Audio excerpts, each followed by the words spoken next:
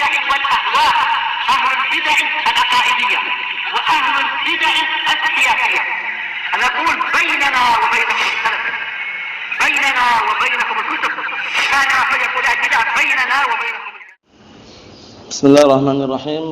الحمد لله الذي أرسل رسوله بالهدى ودين الحق ليظهره على الدين كله وكفى بالله شهيدا وأشهد أن لا إله إلا الله وحده لا شريك له إقرارا به وتوحيدا وأشهد أن محمدا عبده ورسوله صلى الله عليه وعلى آله وسلم تسليما مزيدا لا نبي بعده. Ikhwani fid din, azzani wa azzakumullah jami'an. Kita lanjutkan bacaan kita terhadap kitab yang membahas mengenai usul fikih yang sangat ringkas karya Al-Imam As-Sa'di rahmatullahi alaih. Kata beliau, perhatikan baik-baik, wa bi asli tatabbu'i, dan dengan dalil tatabbu' hasara al-fuqaha'u fara'idal ibadati wa syurutaha wa wajibatiha. Maka dengan sebab dalil tatabbu' itu mengecek dan meneliti, paham ya, dicek diteliti kalamnya para ulama beserta dalil Al-Qur'an was sunnah, akhirnya apa? Al-fuqaha ahlu fikih membatasi kewajiban-kewajiban ibadah dan syarat-syaratnya serta perkara-perkara yang diwajibkan dalam ibadah. Seperti salat 5 waktu, salat maghrib 3 rakaat, ya enggak? Kemudian barakallahu fikum salat isya 4 rakaat, salat zuhur 4 rakaat, salat subuh 2 rakaat, kemudian salat asar 4 rakaat. Itu semuanya di samping telah ditetapkan dengan dalil, para ulama juga menetapkan bahwasannya rakaat tersebut tidak boleh lebih dari itu. Apa maksudnya? Contoh yang lain mengenai tauhid. Tauhid terbagi menjadi 3. Dalilnya mana? Dalilnya sebagian para ulama sebelum mengambil istinbat dari Al-Qur'an was sunnah, tatabbu' wal istiqra'. Paham ya? Dalilnya adalah at-tatabbu' wal istiqra'. Mereka meneliti dan mengecek. Dan setelah diteliti, dicek dalil-dalilnya, tidaklah ada tauhid yang keempat. Maksudnya apa? Maksudnya dijumpai cuma 3 tadi. Tauhid uluhiyah, rububiyah, asma wa sifat. Mahum insyaallah. Kemudian syarat-syarat ibadah, rukun haji, rukun umrah, itu semuanya kan dibatasi. Rukun haji 4, rukun umrah 3. Nah, ini pembatasan seperti ini. Fuqaha membatasi ini dengan apa? Dengan tatabbu' wal istiqra'. Paham maksudnya ya? Dalilnya adalah at-tatabbu' wal istiqra'. Tatabbu' itu meneliti, istiqra' itu mengecek, dicek, diteliti, ternyata tidaklah muncul kecuali pembagian tadi itu. Masyaallah ya. Nah, seperti antum ketika belajar bahasa Arab, mengenai aqsamul kalam, pembagian kalam, ismun wa fi'lun wa harfun ja'a li ma'nan. Kok dibagi 3 dari mana? Dalilnya apa? At-tatabbu' wal istiqra'. Paham? Dalilnya adalah at-tatabbu' wal istiqra', meneliti dan mengecek. Kemudian apa? Setelah diteliti dan dicek, akhirnya muncullah pembatasan apa? Pembatasan tersebut. Nah, barakallahu fikum. Mafhum soal ini? Mafhum? Ewa. Wa kadzalika syurutul muamalati wa mani'aha. Seperti itu pula syarat-syarat dalam masalah muamalah, transaksi jual beli. Nah, itu harus apa? Nah, saling ridha misalkan, ijab qabul, kemudian boleh memilih saling memilih sebelum berpisah. Itu semuanya diambil dari tatabbu' wal istiqra'. Tatabbu' wal istiqra'. Nah, barakallahu fikum. Tentunya mereka ketika at-tatabbu' wal istiqra' sumbernya tidak lain adalah dalil, itu istilahnya ya, mengecek dalil, meneliti ternyata ada barakallahu fikum ketetapan-ketetapan tersebut. Wa mawani'aha, dan juga penghalang-penghalang muamalah. Seperti transaksi jual beli, enggak boleh kalau antum menjual barang yang antum tidak memilikinya atau barang orang lain. Paham ya? Itu semuanya diteliti, dicek. Barakallahu fikum dari dalil, akhirnya apa? Muncullah pembatasan-pembatasan. Wal hasr, apa itu hasr sih? Dikit-dikit hasr, taqdimu ma haqquhu ta'khir yufidul hasr, ya enggak?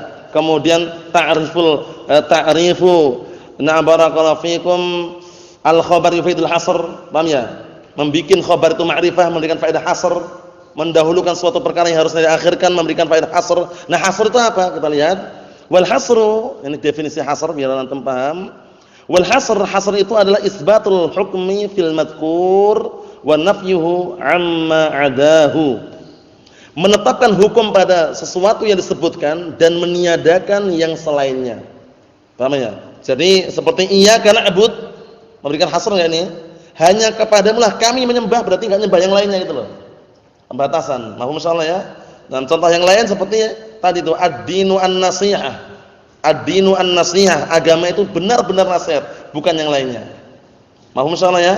Jadi makna hasr adalah isbatul hukmi fil madhkur, menetapkan sebuah hukum pada sesuatu yang disebutkan, wa nafyuhu amma adah, dan meniadakan dari apa yang selainnya.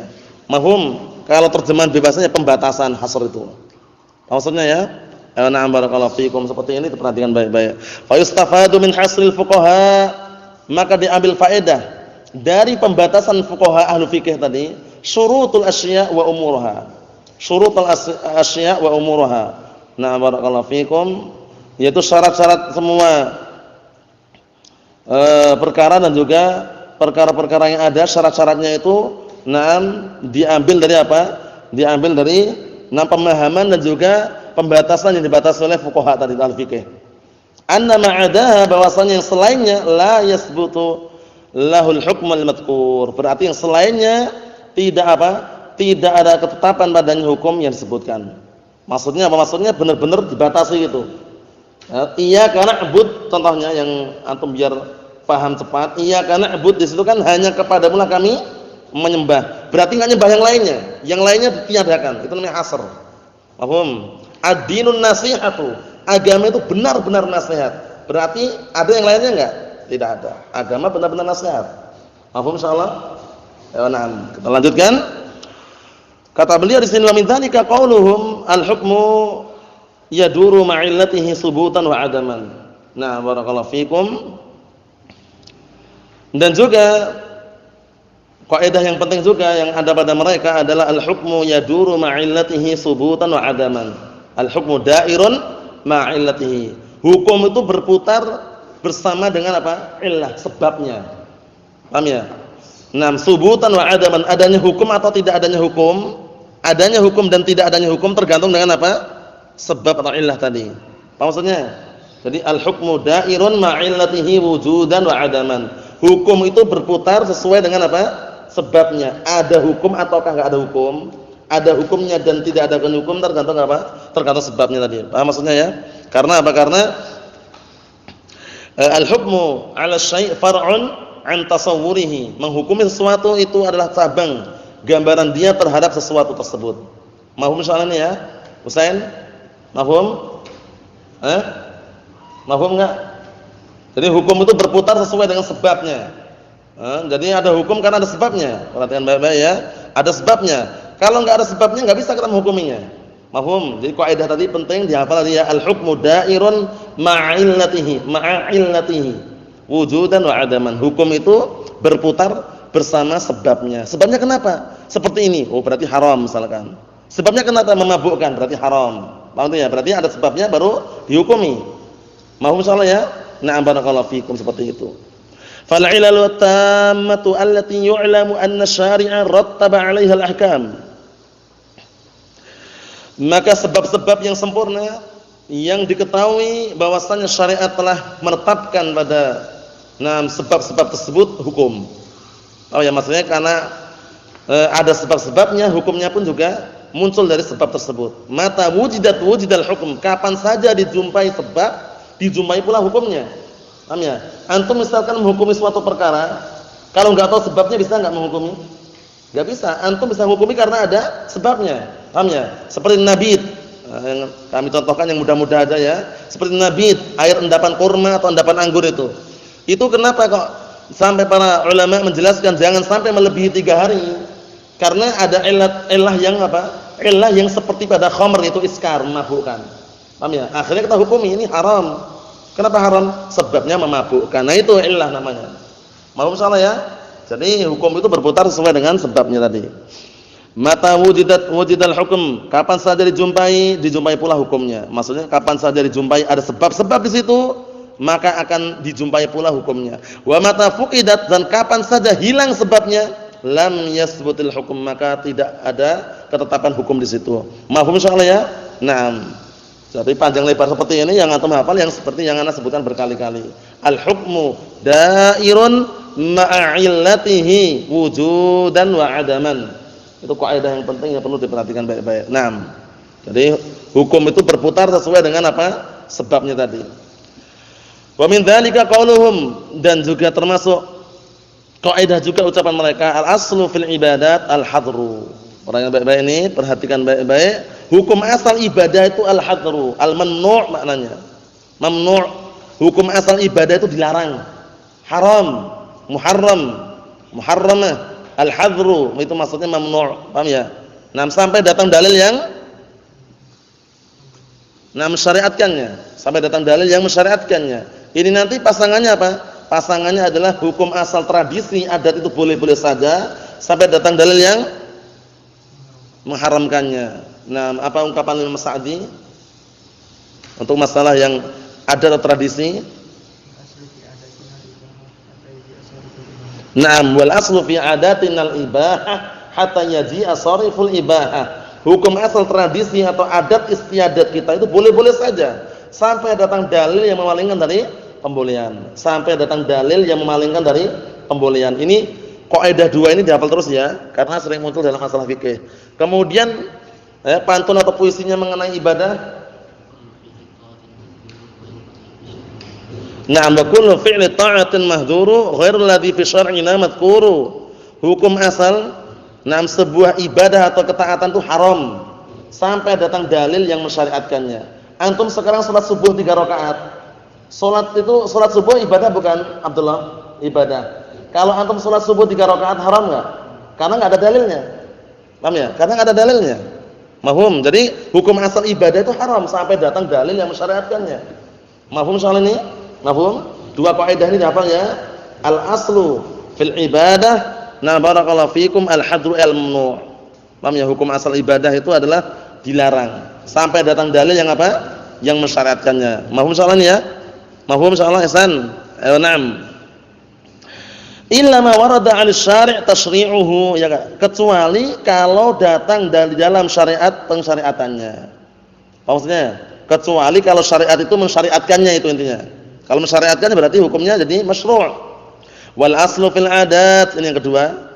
Dan hukum asal tradisi atau adat istiadat al-ibahah, boleh-boleh saja. Illa ma warada 'ala syari' tahrimuhu, kecuali yang datang di dalam syariat tentang pengharamannya. Mahum. Nah, ini perlu diperhatikan baik-baik. Seperti antum bikin ketupat. Tradisinya orang udah bikin ketupat ketika Idul Fitri misalkan. Tapi enggak ada keyakinan yang lain, cuma tradisi untuk makan-makan saja. Enggak masalah insyaallah. Paham ya? Tapi kalau ada ritual di situ, kalau bikin ketupat di hari raya Idul Fitri itu memiliki keutamaan sekian-sekian dan misalnya, barulah nanti haram karena apa? Karena barakallahu fikum, tidak ada syariatnya. Paham ya?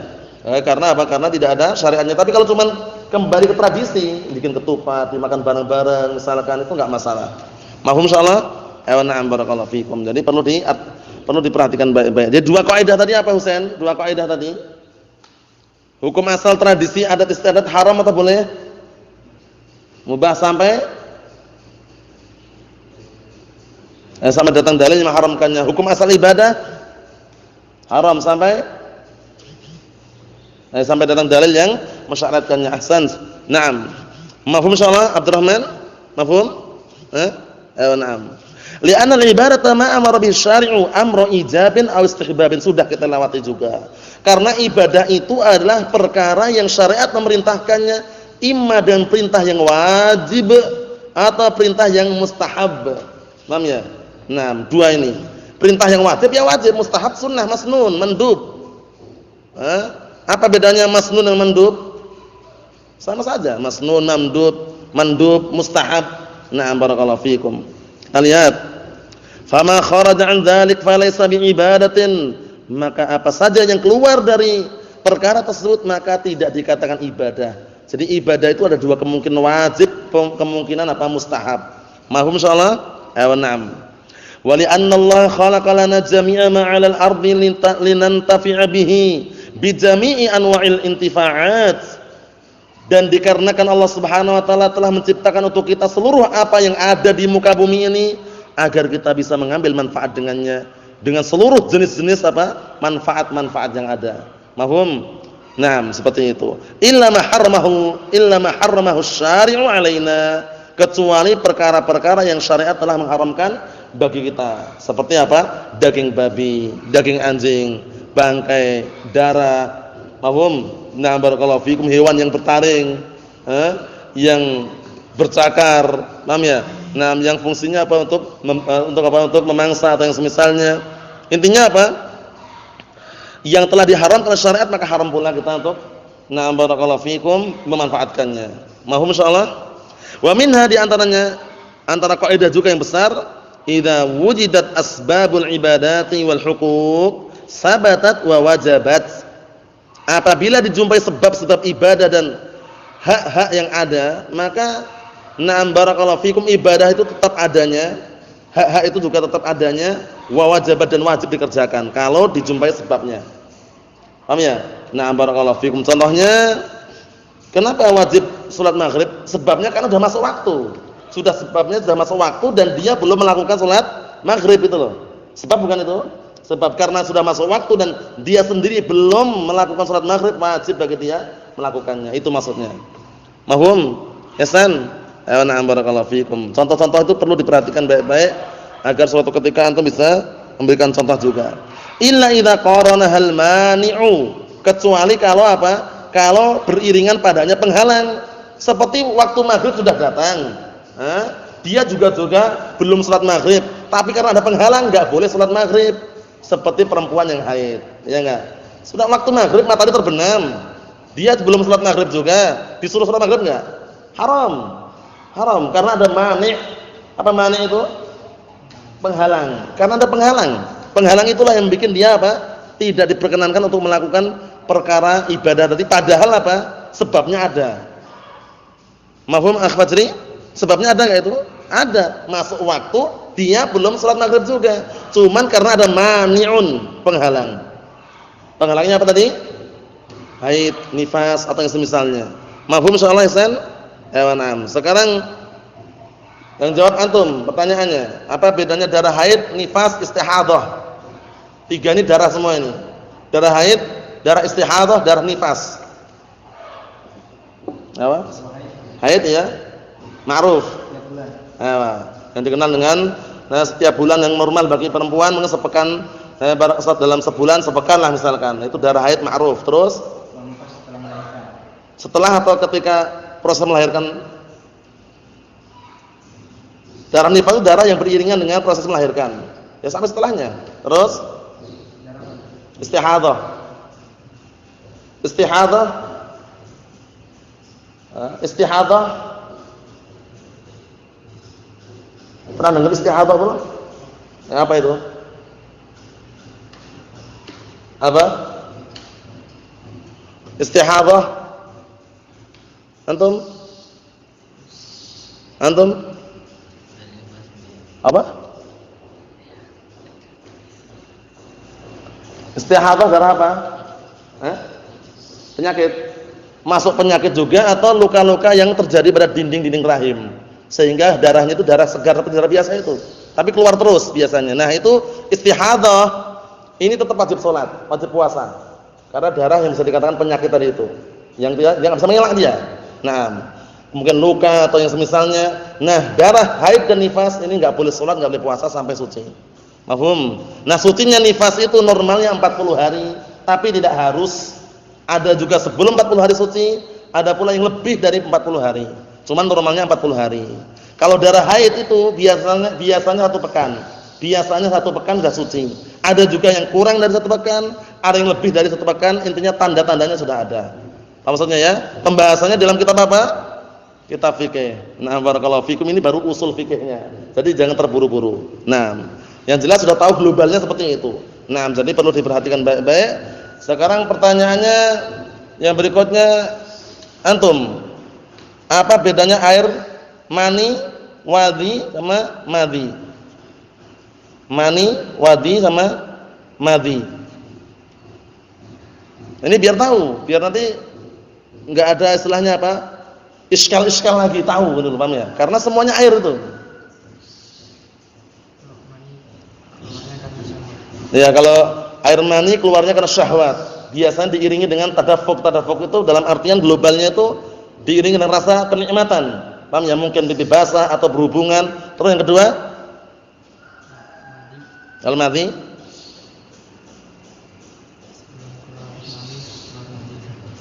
Sebelum keluar air mani, keluar air madhi dulu. Ini globalnya ya. Antum pahami global aja. Air madhi itu air yang keluar ketika biasanya orang bercumbu. Bercumbu itu kalau ya istilahnya bercumbu itu sebelum berhubungan badan itu kita aja ya. Nah, kemudian yang ketiga, antum apa? Nah, biasanya air yang keluar ketika dia sisa air kencing atau mungkin barakallahu fikum yang semisalnya. Kalau air mandi tadi bisa juga karena capek. Paham ya? Karena capek kadang keluar juga. Capek. Nah, capek itu kan keluar juga. Nah, tiga ini mana yang najis, mana yang suci? Yang najis yang mana? Hah? Mandi sama?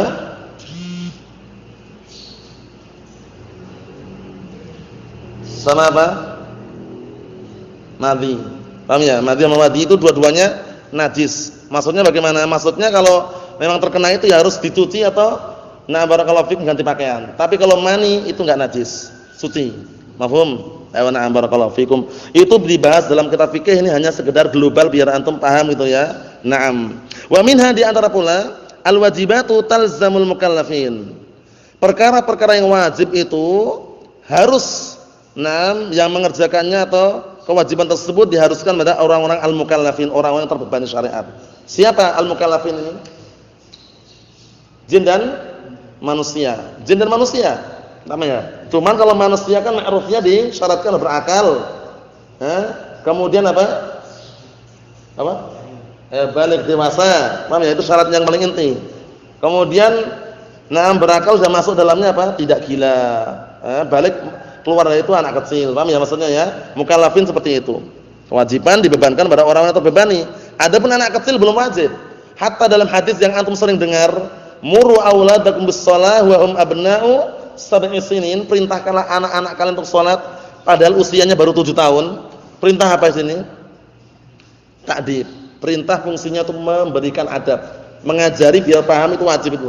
Wa illa dia kalau enggak melaksanakan enggak berdosa dia karena belum dewasa. Wadribuhum 'alaiha wa hum abna'u 10 sinin. Dan pukullah mereka ketika enggak mau salat padahal usianya 10 tahun. Ketika usia 10 tahun. Ini perintah apa ini? Mukul ini perintah apa? Mukul ini wajib atau apa? Kan perintah fil amr, wadribuhum 'alaiha. Dan pukullah anak-anak kalian, perintah ini. Perintah dalam syariat hukum asalnya apa? Wajib dipukul. Apa maksudnya ini? Perintah apa ini? Enggak, perintahnya apa? Wajib, sunnah, mubah, atau apa? Antum mukul misalnya suatu ketika antum punya anak usia 10 tahun kalau enggak mau salat, antum baca hadis ini, pukullah mereka misalkan. Nah, antum wajib mukul, sunnah atau mubah? Apa? Mubah-mubah saja. Paham ya? Cuman kalau misalkan perlu dididik, dipukul dengan pukulan ta'dib tadi. Pukulan yang tidak menyakitkan, hanya untuk mendidik saja. Wa taklifu, dan pembebanan itu yakunu bil bulugh wal aql. Terjadi pada kedewasaan dan berakal. Jadi harus dewasa dan berakal. Kalau anak kecil itu enggak dibebani syariat. Oleh karena itu nanti masuk dalam ahkamud dhaman, hukum berkaitan masalah denda dan juga tanggung jawab atau barakallahu fikum ganti rugi atau barakallahu fikum hafizakumullah tanggung jawab, itu nanti apa? Yang terkenai adalah orang yang dewasa dan juga berakal. Jadi kalau ada misalnya keluarga satunya gila gitu, lari-lari dia orang gila tadi. Paham ya? Kemudian tiba-tiba nabrak kaca tetangga, kacanya pecah. Yang suruh ganti yang gilanya itu siapa? Yang apa yang? Maksudnya keluarganya ya. Istilahnya walinya, dari keluarganya itu yang tidak gila. Kalau antum nyuruh orang gilanya, antum malah dicurigai. Paham ya? Maksudnya bagaimana? Maksudnya sudah tahu orang gila, antum malah nyuruh dia. Suruh yang keluarganya atau walinya. Contoh juga masuk dalam ini yang berakal. Sekarang kalau misalkan ada hewan yang enggak berakal. Memang hewan enggak berakal ya. Ada makhluk yang tidak berakal, itu hewan misalkan. Nah, melari dia, kambing, sapi, kerbau misalkan. Kita lagi mau masuk ke kandang malah lari dia. Kita kejar. Wah, akhirnya dodos dia. Oh ya, sapinya itu dodos. Tahu dodos antum? Apa namanya itu? Kena apa namanya? Allah Ustaz. Dodos apa bahasa Indonesianya? Nyeruduk. Nyeruduk bahasa Jawa bukan? Bahasa Indonesia bukan? Ya, nyeruduk pakai apanya itu? Tanduknya. Nah, yang nyeruduk itu misalkan rumah tetangga roboh semua rumahnya. Karena terbuat dari gedek. Terbuat dari apa istilahnya? Bambu kan diserodoknya akhirnya roboh semuanya. Yang suruh tanggung jawab siapa? Sapinya atau orangnya? Itu pemiliknya tadi. Itu nanti masuk dalam ahkamud dhaman, berkaitan masalah hukum, masalah tanggung jawab siapa yang minta tanggung jawab. Nah, kalau antum marah-marah sama sapinya malah didodos juga nanti. Allah musta'an. Ini nanti pembahasannya ada sendiri, cuman sekedar penyebutan syaratnya pembebanan ini harus dewasa dan berakal. Wal itslafatu tajibu 'alal mukallafin wa ghairihim. Perhatikan itu, itslafat itu merusakkan barang atau menghancurkan barang atau menghilangkan barang, wajib bagi orang-orang yang terbebani syariat dan juga yang selain mereka. Wajib bagaimana maksudnya? Wajib tanggung jawab. Nah, ini hukum asalnya. Famata kana al-insanu balighan 'aqilan, kapan saja manusia itu berakal dan dewasa, wajibat 'alaihil ibadatul lati wujubuha 'amun. Wajib bagi dia beribadah yang kewajibannya itu umum. Karena ada ibadah yang wajibnya khusus, ada enggak? Ada enggak ibadah yang wajibnya khusus? Contohnya?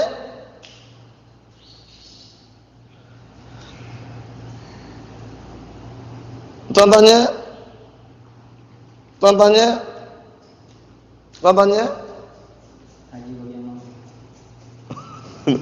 itu secara global umum ya. Nah, yang khusus, ibadah yang khusus. Salat Jumat. Salat Jumat itu diwajibkan khusus bagi kaum lelaki. Perempuan enggak ada. Dia mau jual beli silakan. Walaupun dengan adzan Jumat, adzan pertama misalkan sudah dikumandangkan adzan itu ya, dia mau jual beli enggak masalah. Tapi kalau laki-laki kan enggak boleh. Paham ya? Karena kewajibannya khusus bagi kaum lelaki. Paham ya? Seperti sholat berjamaah di masjid itu juga masuk kewajiban yang khusus bagi kaum lelaki. Paham ya? Hanya saja wanita kalau seandainya mau datang ke masjid dan aman dari fitnah tidak masalah. La tamna'u ima Allah masajidallah wa buyutuhunna khairun lahunna. Jangan kalian menghalang-halangi para wanita hamba Allah untuk menghadiri masjid-masjid Allah, tapi rumah mereka lebih baik untuk mereka. Maksudnya sholatnya seorang wanita lebih afdal di rumahnya daripada sholat berjamaah di masjid. Apa maksudnya ya? Nah, barakallahu fikum, karena sudah nas khusus dan juga firman Allah Subhanahu wa taala, wa qarna fi buyutikunna, dan menetaplah kalian wahai para wanita di rumah-rumah kalian. Jadi afdalnya di rumah. Nah, terus bagaimana kalau sholat di Masjidil Haram? Dapat keutamaan atau tidak? Tetap dapat keutamaan insyaallah, cuman afdalnya tetap di rumah lo perempuan itu. Paham ya? Nah, barakallahu fikum, karena nas yang sudah kami sebutkan tadi dan juga dijelaskan oleh para ulama. Naam. Wa wajabat 'alaihi al-ibadatul khassah idza tasafa bi sifati man wajabat 'alaihim bi asbabiha. Dan juga wajib untuk melakukan ibadah-ibadah yang khusus yang kami sebutkan tadi itu apabila telah tersifat dengan sifat orang yang wajib atas mereka dengan sebab-sebabnya. Ya, salat Jumat wajib khusus bagi laki-laki. Nah, begitu kumandangkan adzan, sudah dikumandangkan, enggak boleh lagi jual beli. Segera menuju ke masjid. Setelah itu nanti kalau jual beli silahkan gitu. Wan nasi wal jahil. Nah, perhatikan baik-baik. Wan nasi wal jahil, orang yang lupa dan orang bodoh, ghairu muakhadzina min jihatil ism. Mereka tidak dikasih hukuman, ditinjau daripada dosa. Maksudnya apa? Nah, dari sisi dosa dia enggak dapat hukuman. Karena orangnya bodoh dan lupa tadi. Termasuk apa? Termasuk yang Rasulullah SAW sabdakan dalam hadis yang sahih apa? Innallaha qad tajawaza li ummati, qad tajawaza ala ummati apa?